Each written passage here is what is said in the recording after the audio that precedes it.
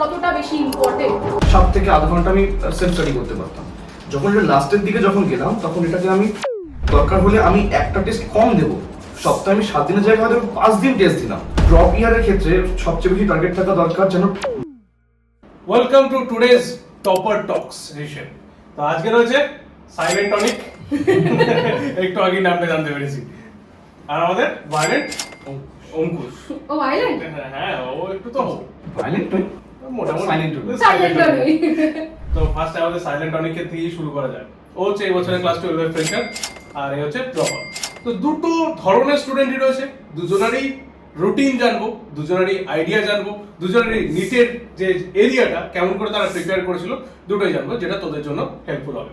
ফার্স্টে তোর যে ডেইলি প্ল্যানার, সেই ডেইলি প্ল্যানার কিরকম ছিল, ইনক্লুডিং স্কুলটাকে ইনক্লুড করে বলবি। তো ডেইলি প্ল্যানার হিসেবে তো সেই টু ডু আর লিস্ট যেগুলো হয় ওগুলো তো অতটা বানাইনি, মানে যেগুলো করতাম সেগুলো নোট করে রেখে দিতাম। যে সকালে উঠলাম, তারপরে একটুখানি পড়ে স্কুলে চলে যেতাম, স্কুলে ওই প্র্যাকটিক্যালের জন্যই যেতাম, তারপর স্কুল থেকে এসে একটু খেয়ে দিয়ে রেস্ট নিয়ে ফিজিক্সওয়ালা পিডব্লিউ রাত অব্দি চলতো, তাই তো?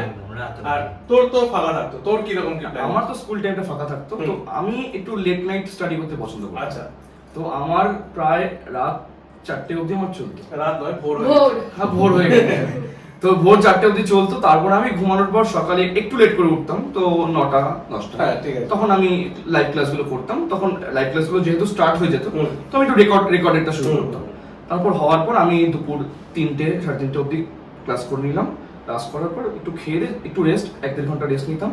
তারপর সন্ধ্যা থেকে বসতাম, ওই সন্ধ্যা থেকে যে 6টা 6:30 থেকে বসতাম, সেটা পুরো রাত 4টে অবধি, ভোর 4টে অবধি যেত। আবার মাঝখানে ওই 1-1.5 ঘন্টা খাবার। হ্যাঁ, ওই ব্রেক pass। আচ্ছা, তোমরা কি ডেইলি একই রুটিন ফলো করতে, মানে নিজেদেরকে একটা রুটিন বানানো ছিল যে এইভাবেই পড়বো? হ্যাঁ, আমার তো এই টাইম শিডিউলটা এরকমই ছিল। প্রথমে আমি চেষ্টা করতাম তখন ওই ক্লাস করার পর 7 থেকে আধা ঘন্টা আমি সেলফ স্টাডি করতে পারতাম। যখন এটা লাস্টের দিকে যখন গেলাম তখন এটাকে আমি পুরো 12 থেকে 13 ঘন্টা আমি টেনে দিয়েছিলাম। তো এটা একটা খুব বড় জিনিস যে 12 থেকে 13 ঘন্টা। তোমার ক্ষেত্রে বলি, ও তো তাও তুই কিরকম করে ম্যানেজ করেছিস?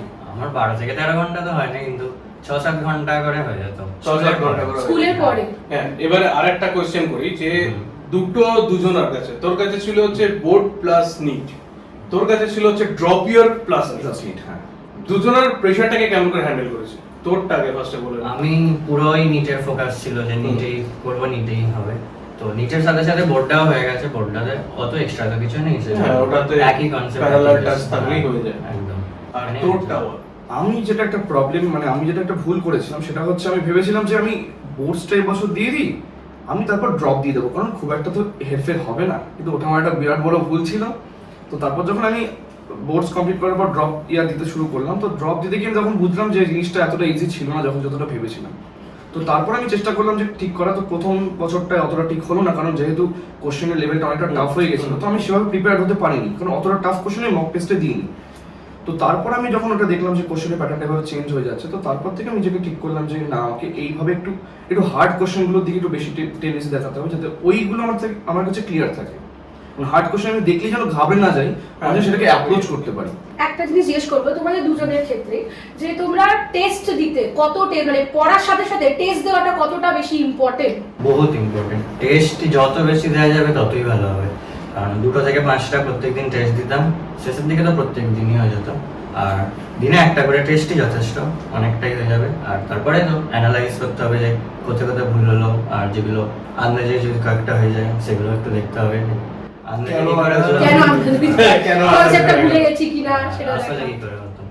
আর এমসিকিউ দিতে দিতে বোঝা যায় যে এই অপশনগুলো হবে, এই অপশনটা হবে না, এরকম ভাবে একটা মানে যত পরীক্ষা দেবে তত তোমাদের চোখের আন্দাজে সেট হয়ে যাবে না যে এটা आंसर তো এটা হবে। হ্যাঁ, তোর কাছে কি রকম ছিল যে যখন এই যে টেস্ট দিতিস তখন গেস ওয়ার্ক কতটা করতে পারতিস? ও যেমন মোটামুটি তাও একটুখানি গেস ওয়ার্ক ও লাগাতে পারতো, তোর কাছে কিন্তু এই অপশনটা ছিল না। আমি গেস ওয়ার্ক অতটা করতাম না, কারণ আমি চাইতাম যে যেটুকু করব না হলে আমি সেটা স্কিপ করতাম, আর সেটাকে মার্ক করে রাখতাম, কারণ অ্যানালাইজ করার সময় মার্ক করে রাখলে সুবিধা হতো।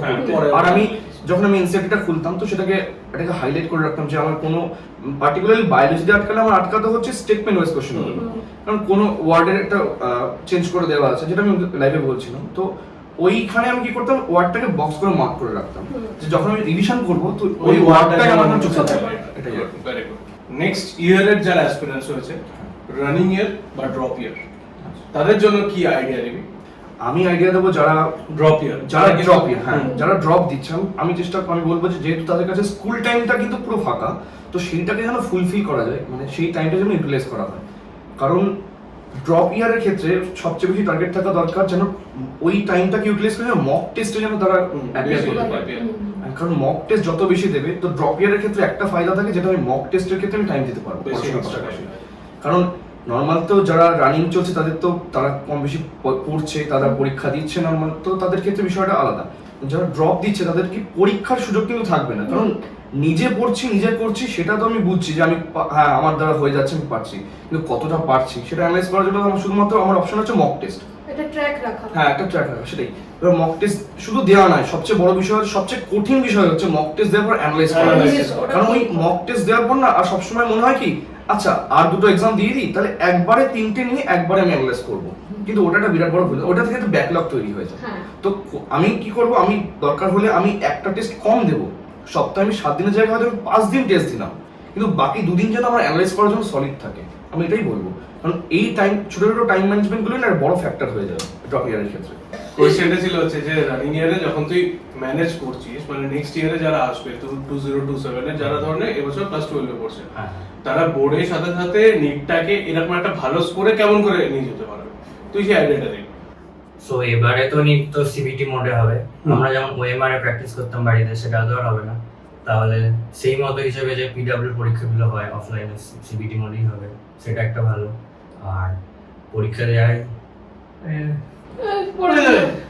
এটা সাইলেন্স, এটা বলবো না।